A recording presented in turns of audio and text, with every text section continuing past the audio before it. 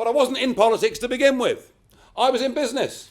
I left school at 18. I went to work in the commodities business, buying and selling copper, aluminium, lead, tin, zinc, nickel, all those sort of things. It was the 1980s. It was London. It was a very buzzy and exciting time. And it had a lifestyle that went with it, which I rather enjoyed. Some of that continues to this day, I suppose. And I like to say that I worked damned hard in the private sector for 20 years, up until lunchtime, every single day. But what motivated me to get into politics was an understanding that the very thing my mum and dad had voted for in a referendum in 1975 had turned out to be different to the label that was on the tin. Those in the room over the age of 57 who took part in that common market referendum will remember the big national political party leaders telling us, don't worry your little heads, this is not about our sovereignty, it's not about who makes our laws, it's about reducing tariffs, being part of a common market, and being friendlier with our European neighbours. Well, on that prospectus, it was difficult in many ways to reject the idea.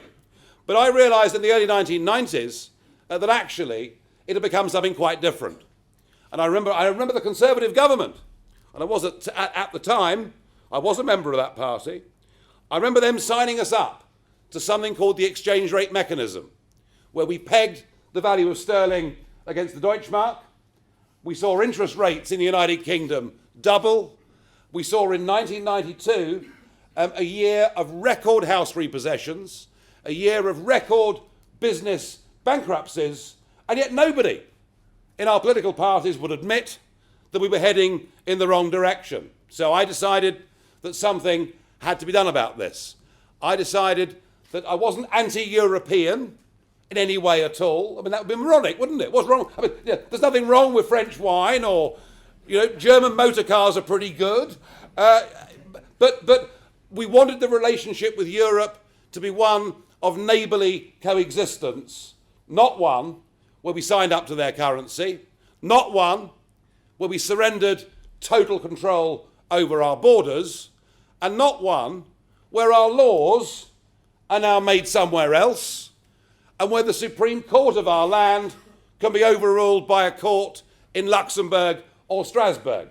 So I embarked on this course about 21 years ago, and it's not very easy, believe you me, starting up a brand new political party from scratch. And indeed, in the first election that UKIP ever contested, I was the candidate. It was the Eastleigh by-election, and I managed by 162 votes only to beat the late, great, screaming Lord Such of the monster raving Looney Party. But we've come quite a long way since then. In fact, we've even come so far that in the European elections of 2014, we topped the poll across the United Kingdom. And it is because of that, and only because of that, that the political class in Westminster have become so scared of the UKIP threat that David Cameron, thinking he would shoot the UKIP fox. I've heard this phrase so many times, the beast must be extinct by now. And in his effort to shoot the UKIP fox, Cameron promised that if he became Prime Minister, there'd be a referendum. And he never really thought he'd be Prime Minister with a majority.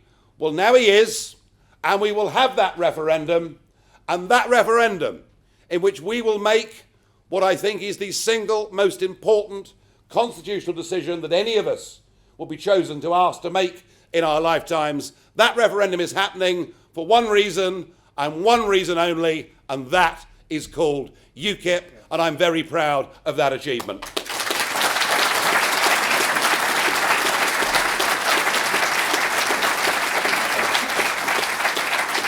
But indeed, this concern about what the EU has become is not one that is confined to the United Kingdom, because indeed we see Eurosceptic parties on the rise in Sweden and in Finland and in Denmark and in France, and it can't be very long given Chancellor Merkel's policy, before there's one in Germany as well. And right across the continent, we see this change. I got into politics believing that the United Kingdom was a square peg in a round hole. I just didn't see how we could fit with the European political system, given that our links and associations are more global because of our association with the Commonwealth and those 54 other countries. I didn't believe we fitted because we have a system of common law as opposed to Europe, who have Code Napoleon. I thought for all those different reasons. I thought because we actually had the oldest functioning parliament in the whole of Europe. The Isle of Man do dispute that, but all right, you know. And maybe Iceland too. But of all the member states of the European Union, I just thought for all of those reasons we didn't fit. But I kind of took the view that if the rest of Europe wanted it, if it suited them all south of Calais, well, that was up to them. But let me tell you a little story about why my convictions, why my belief that this project is a bad project and the wrong project and will lead to disaster, not just for Britain, but for the rest of Europe too. Let me tell you a story about how I came to really, truly make up my mind. Now, there are actually lots of stories I could tell you about my 16 years as an MEP. I could tell you about my relationship with Jean-Claude Juncker, who makes me look like a sort of teetotaler, frankly. Oh, yes. Oh, believe you me. I could tell you, of course, about my friendship with Herman Van Rompuy. But, of course, I'm not actually on his Christmas card list, it has to be said. And a bit of advice to any of you who want to go into politics or want to do public speaking, you've got two very clear choices. One is that you read off notes and you bore the audience to death.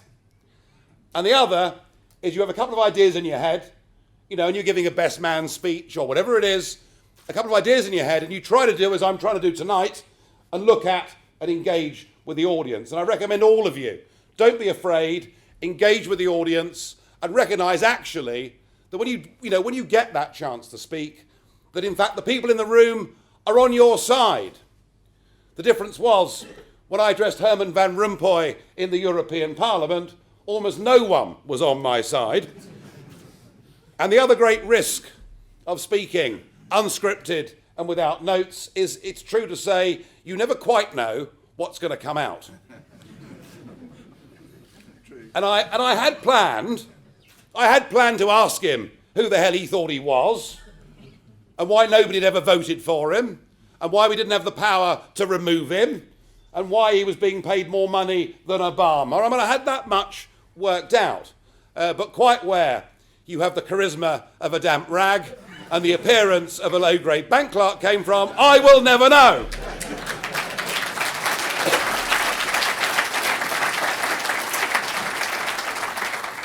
But no, the story I wanted to tell you was a rather more serious story than that, and perhaps doesn't quite fit on YouTube. But it's about the European Constitution. After years and years of this project masquerading, pretending to be a trade club and not a political union, in 2004 they decided to launch the European Constitution. Valéry Giscard d'Estaing was at the head of it, and I went to the press conference that day where the document was launched. And Giscard stood there and held aloft the European Constitution and said, with this document, the European Union will become an economic and military global superpower. Crikey, I thought. Absolutely every one of my worst fears appears to have come true. Incidentally, on the same day, the Europe Minister in Britain, Peter Hain, was in the House of Commons telling the House of Commons that the document was nothing more than a mere tidying up exercise, which is the diet, I'm afraid, that we've had from British politicians for 4 decades. Anyway, they launched this grand constitution, but the problem they had was there had to be referendums on it because it was called a constitution in several member states.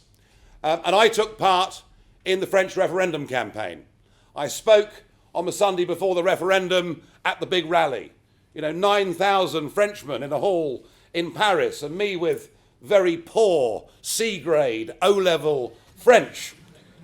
But I sort of at the end of the first paragraph said, "Dites le nom," and they all cheered. So I said that 3 or 4 times more and sat down. It generally seemed to work, So the French had this referendum, and the French state threw the kitchen sink at securing a yes vote. Every single national newspaper, every single big business, every single trade union, everybody told the French to vote yes, and yet the French voted no. And just 3 days later, in the Netherlands, they also had a referendum. And despite the same game, despite the media, despite the unions, despite big business, by a margin of 2-1, the Dutch people voted no. And I remember that night, about 150 of us had gathered in the press bar of the European Parliament to watch the result, the Dutch result, come up on the screen. And I remember thinking, we've done it. We've actually done it. Through the ballot box, we've changed this European Union. They will now have to row back on all of their thoughts and promises. It'll be an end to ideas of a European police force, a European army, a European anthem, a European flag. I genuinely thought we'd beaten them at their own game and that things would change.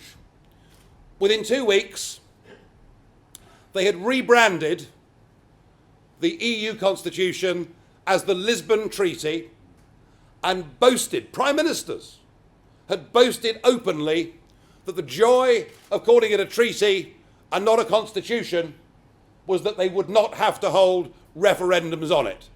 They had not surrendered a single power, a single ambition that had been in the original referendum, in the original constitution. And that was the moment at which I realised that actually what we were up against was a modern form of fanaticism. They are the ones who are super EU nationalists. They are the ones who are prepared to override national democracy. They are the ones who believe that their vision for all of us is far more important than what we think our vision of our own future is. And in many ways, I realised at that moment that they began to resemble the Soviet communists, who the more the communist system failed, the poorer the people became, the worse things had become in the Soviet Union, led to a minister standing up and saying there was record tractor production and all was going well. And all they needed really was just a little bit more communism. So I recognise this project, in fact, being the updated model of Soviet communism, and I have been opposed, not just to Britain's membership of this union, I've been opposed to this union every single day since 2005. I made that decision on that day that as far as I was concerned, in my actions and engagements in the European Parliament and elsewhere, from me, it was no more Mr. Nice Guy. I was going to take the buggers on.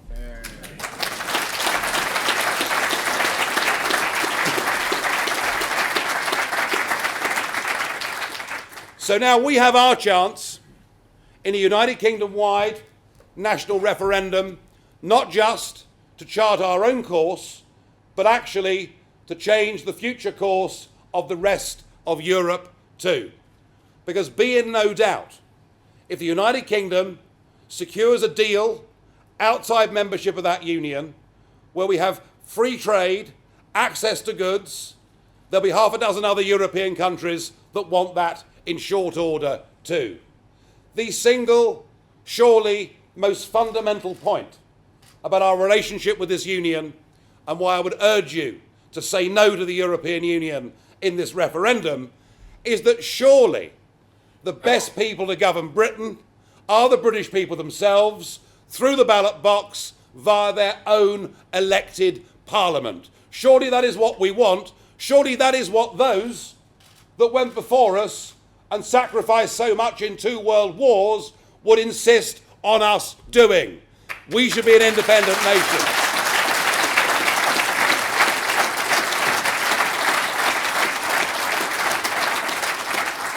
And democracy works. It works at national level. It works at regional level. It works, well, it should be working at a Stormont level, and let's hope it is again soon. But the reason democracy works, folks, is even if you hate the government that's in, even if you can't stand their agenda and the laws they've enacted, if you have the power of democracy, you can vote out the so-and-sos that are there now. You can replace them with somebody else who's got the power to undo all of the laws they've done and put new ones in place.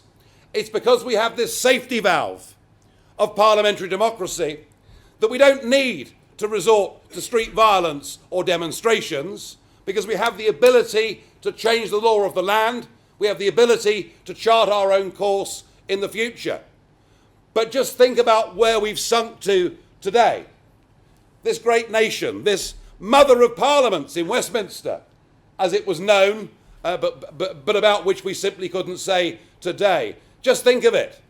75% of national laws that are made in the United Kingdom every single year are not made by the men and women we send to Westminster, but are made by the institutions of the European Union. And once the EU have passed a law, have passed a regulation, there is nothing the British Parliament can do to change it. There is nothing even that the European Parliament can do to change it, because the sole right of initiative for making European law rests with Mr. Juncker and his merry unelected crew. And I think, frankly, that's wrong. It isn't really a case of whether they make good laws or bad laws, although I have to say they make an awful lot of laws. And anybody in this room running a small business or involved in any industry will know what I'm talking about. Regulation after regulation after regulation. The point is, whether you get good law or bad law, you need, as a people, to have the ability to vote for people who will change those laws. That's gone. And I think we need to make democracy important, and it's something I hope, and I see a few here tonight, it's something I hope that the young generation will pick up on. Because the young generation want to have power. Well, what more power could you have than the ability to change your future? And as part of the European Union, actually, how you vote begins to matter less and less. Just look at Greece. You know, the Greeks voted for Mr. Tsipras on an agenda that was perfectly clear. He was voted in to change the terms of the agreement, and yet the bully boys in Brussels said, I'm sorry, you can't do that. What price? Democracy. Indeed, of course, the hand of Angela Merkel was fairly strongly all over that. And I have to tell you, and perhaps I shouldn't really say this, which is why I'm going to. But I can tell you, as the chairman of one of the groups in the European Parliament, the EFDD group, I do get the opportunity to meet the leaders up close and personal. And I can tell you that Angela Merkel, in private, came over to me as being even more miserable than she looks in public.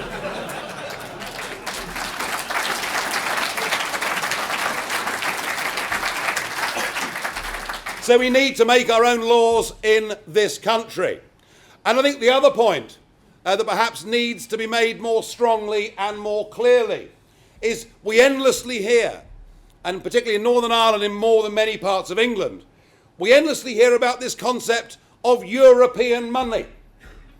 Yeah, this road has been part funded by the European Union.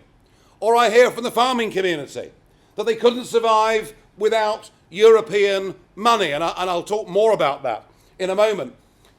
Ladies and gentlemen, can we please get this clearly established in our heads? There is no such thing as European money. It's our money. It's our money.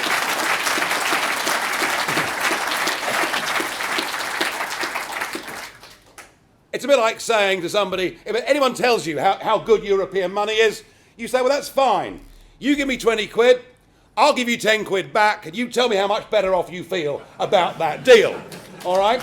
Because Because that is what actually is going on. We pump in £55 million a day as a membership fee to this club, and we get less than half of it back. Much of what comes back comes in the form of agricultural support and subsidy. And I will say to anybody in the room tonight who comes from agriculture, actually, much of that will continue as normal, because all countries living in temperate zones accept the need to provide a degree of support for agriculture, otherwise we would finish up with rural desolation. Much of the rest of the money that comes back is spent on a variety of political projects that, frankly, we would not choose to spend the money on anyway. But be in no doubt, we will be far better off not shelling out £55 million a day. But they say, if we weren't part of the European Union, they wouldn't do business with us. Really? Do you know China last year sold over £250 million worth of goods into European Union countries. I bet every one of you in this room last year bought a product or several products that were manufactured and shipped from China. China sells vast amounts of product into the EU without being a member of it. In fact, nowhere else in the world do we pretend that to buy and sell things from each other, we have to be tied together in a political union. It's a nonsense. And even if you cut it down to the toughest argument of all, it's unbelievable, but the EU sells Britain £50 billion worth of goods every year more than we sell them. The United Kingdom is now the Eurozone's biggest single export market in the world. Given the problems in the Eurozone, which are more serious than anything we've got, I'm pleased to say, in the United Kingdom, and isn't it a good job that we ignored Heseltine and Clegg and Mandelson and all the others? Isn't it a good thing we said no to joining the euro? I mean, thank goodness. Thank goodness. Thank goodness we made that call. But I mean, does anybody seriously think that if the British say we're going to have a simple trade deal, we're going to have the kind of arrangement that my parents thought they were voting for, anybody seriously think the Mercedes would say, well, that's it. Sorry, chaps, we're not going to sell you our cars? Does anybody seriously believe that? I mean, is my little wine producer in Rioja going to stop selling me his goods?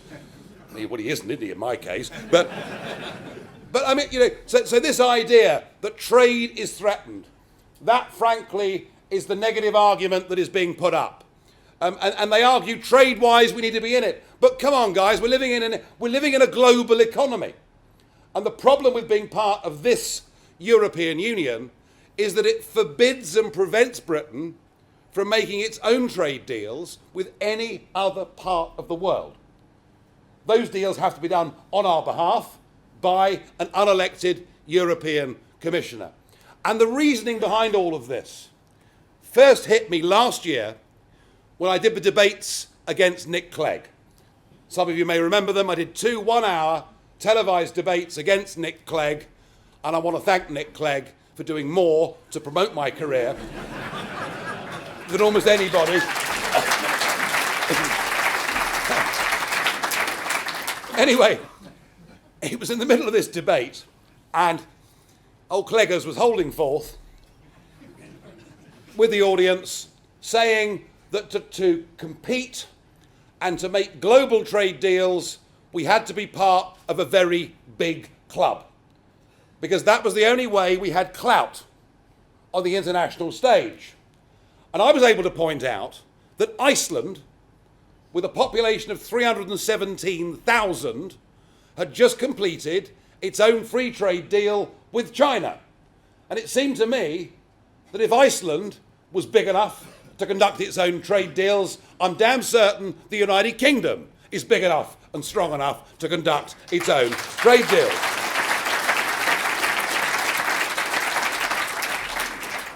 But the real point was this.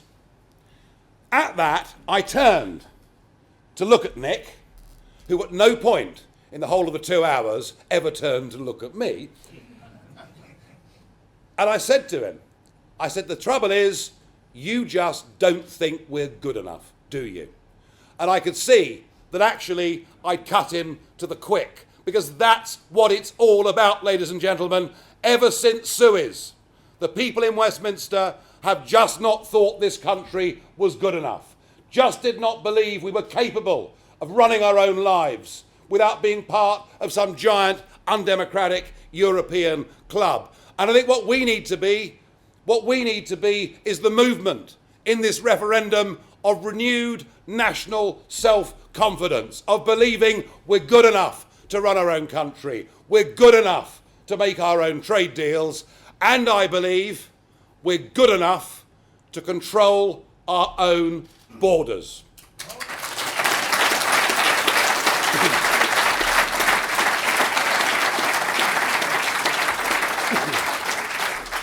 In the first 20 years of being part of the common market, the fact there was free movement of people, frankly, didn't matter.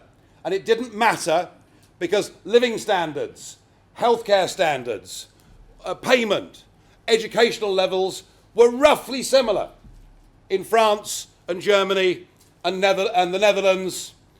I was going to say Belgium, but I get in trouble when I talk about Belgium. But anyway, but the point is, you didn't see mass migrations of people between countries because, frankly, unless you got a job somewhere, there wasn't any particular reason to move. Then we made what I thought then was the crazy mistake of allowing into the European Union, with free movement, 10 former communist countries, some of whom had not made the transition to Western democracy. You know, the minimum wage in the United Kingdom is 9 times higher than it is in Romania. If you were a young Romanian, what would you do? You can hardly blame people, can you, for wanting to come, better themselves. They live in the London area, in sheds at the bottom of the garden in Ealing, a dozen people sharing accommodation that might be suitable for 3 or 4 people. They save up money, they send it home. You can't blame them as individuals for doing it, but I do blame our British political class for driving down the wage prices of ordinary British workers, for putting pressure on our education system and our health service that in some parts, particularly of Eastern England, frankly, they cannot cope. And I do also blame our governments through their sheer laxitude over immigration for in many, many British towns and cities fundamentally changing the character, the makeup and the cohesion of those communities. And I think when you saw David Cameron promising to reduce immigration to tens of thousands a year, and you know that net migration, if you believe the official figures, is running at 1/3 of a million every year, you realise that actually our government is making a promise that it is incapable of delivering on. Just look at your British passport. What are the first 2 words on it? European Union. And there are nearly 500 million people that now have that passport and can come to Britain. And that is even before we begin to think about the Mediterranean crisis. I tried really hard in April, just before the general election, to turn this into a general election issue. I said if the EU's common asylum policy meant, in effect, that anyone that set foot on EU soil would be allowed to stay, I predicted that it would lead to a tide, an exodus, perhaps even of biblical proportions. Well, as usual, with all of my predictions, I'm either laughed at or abused or accused of being something quite frightful and really, really ghastly. But I'm afraid it's coming true, isn't it? It's coming true.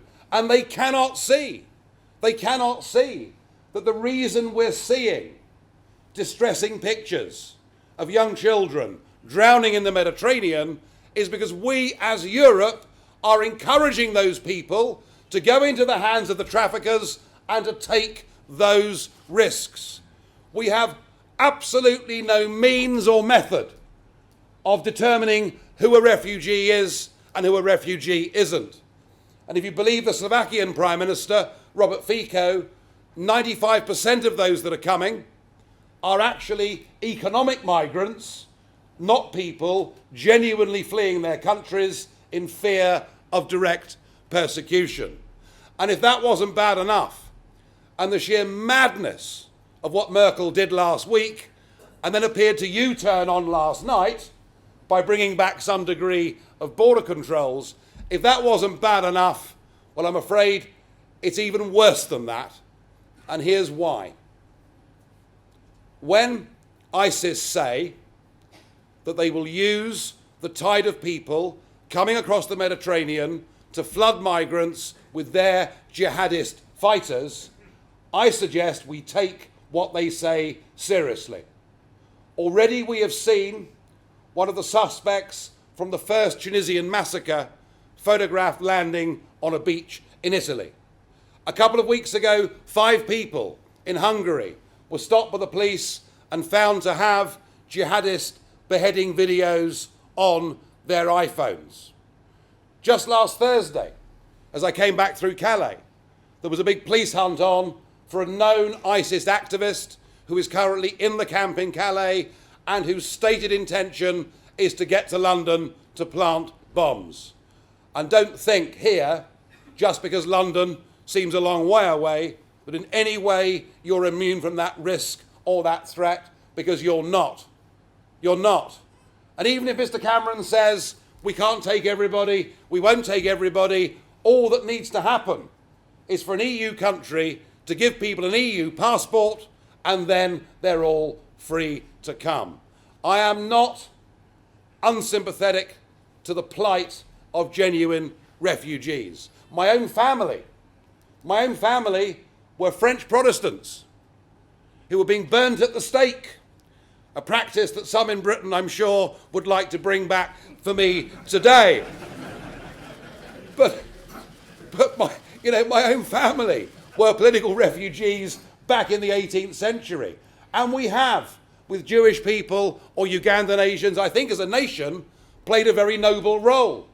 But perhaps if the net inflow of migrants last year to Britain, gross, hadn't been 624,000 that we know of, perhaps we might find it in our hearts to be more generous, provided we can actually define who a refugee is. And I do find Cameron's current policy a little bit bewildering by saying that we'll take people from the camps. Well, that's better than encouraging them to come across the Mediterranean. But the problem with those camps is that the most oppressed minority in Syria and Iraq are now the Christians. And the Christians have literally nowhere to go. And the Christians are not to be found in those camps because in many cases they're not welcome. So I'm not closing off my mind to thinking we could do something sensible, but we've got to get back proper border controls. We have to make sure that refugees are defined to be genuine, and we must do all we can to prevent our nation being at risk and under threat from jihadists. And I can't think, in terms of public opinion, right across this country, with the exception of dear Jeremy and one or two of his mates outside tonight, this is now the biggest issue in British politics. Every opinion poll says it is. If we want to get back control of our borders, we've got to vote against membership of this European Union. We've got to vote to get back control of our borders. We've got to fundamentally and radically change Britain's immigration policy and have one along the lines of the Australian-style point system. Let's say we can take certain numbers of migrants to Britain, provided they've got a skill or a trade to bring, provided they can speak our language and integrate in our culture, provided they bring with them health insurance for a certain period of time so that they're not a burden on our health service, and so that if they've got a serious criminal record, we simply say, I'm sorry, but we don't want you. And until we do that, Until we do that, this issue will not go away as being the number one concern, rightly I think, of the British people. And I can't think of a better or bigger or stronger reason for us voting no in the referendum than that. We will, as I've said to you, get back our democracy. And I hope with that, get back some of our pride, some of our self-confidence, some of our understanding of who we are as a people, perhaps even respect for the great men and women that built our nation and defended it. We will save ourselves a considerable sum of money. We will be able and capable to open ourselves up to a modern global economy by being free to make deals with whomsoever we choose, although I'm struck a very good place to start would be with our real friends in the Commonwealth. Let's have a deal, let's have a trade deal with those countries out there.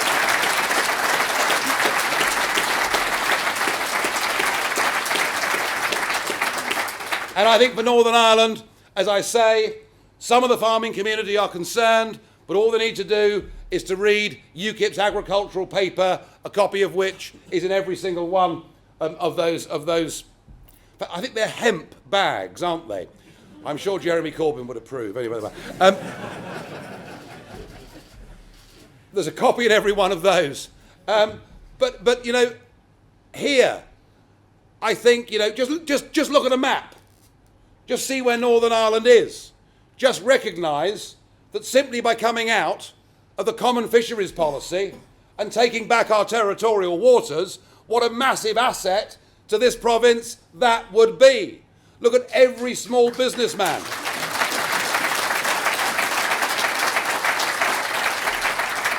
Look at every small businessman and businesswoman, you know, up to here with oppressive regulations. Only by saying no to the EU can we relieve that burden. As I said to you at the start of this, for over 20 years, been working and fighting and hoping and praying for this referendum and for this chance to re-establish our independence, our democracy, and our national pride and self-respect. And finally, you know, it's here. I thought for many years, perhaps I was going to become the patron saint of lost causes, but we've got our chance. We've got our opportunity. But my worry in this referendum, my worry has been, since the general election, that the Yes campaign are motivated and mobilised. Barely a week goes by when we don't see Sir Richard Branson on our television.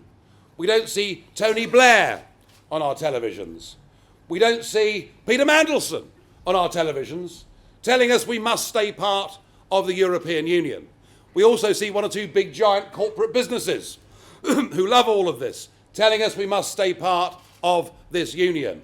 And those that are supposed to be Eurosceptics, and this does refer to some politicians and parties here in Northern Ireland too, those who have been openly and deeply critical of much of this loss of sovereignty and control, what are they doing? They're sitting on their hands and waiting until Dave comes back with his renegotiated package. Look, folks, Dave isn't even asking for anything. He's not even asking for anything substantial at all. You know, he's surrendered the big stick. If he'd walked into the room and said, unless I get X, Y, and Z, you know, I shall advocate we leave, he's thrown the stick away before those negotiations even started. And for those on the leave the EU side, to be prepared to wait and see is rather like saying we're running a marathon and we're going to give the Oppo a 13-mile start. It is madness. It is madness.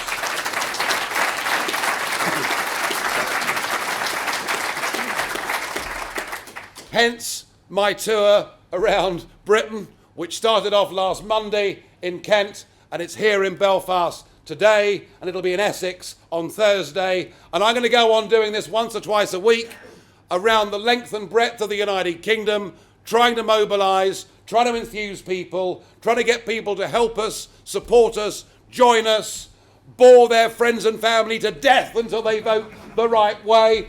And I'm going to do this because someone has got to take the lead. And in Northern Ireland and across the rest of the United Kingdom, we are taking the lead, and we're doing it because we want our country back. You didn't frankly have the balls to put country before party.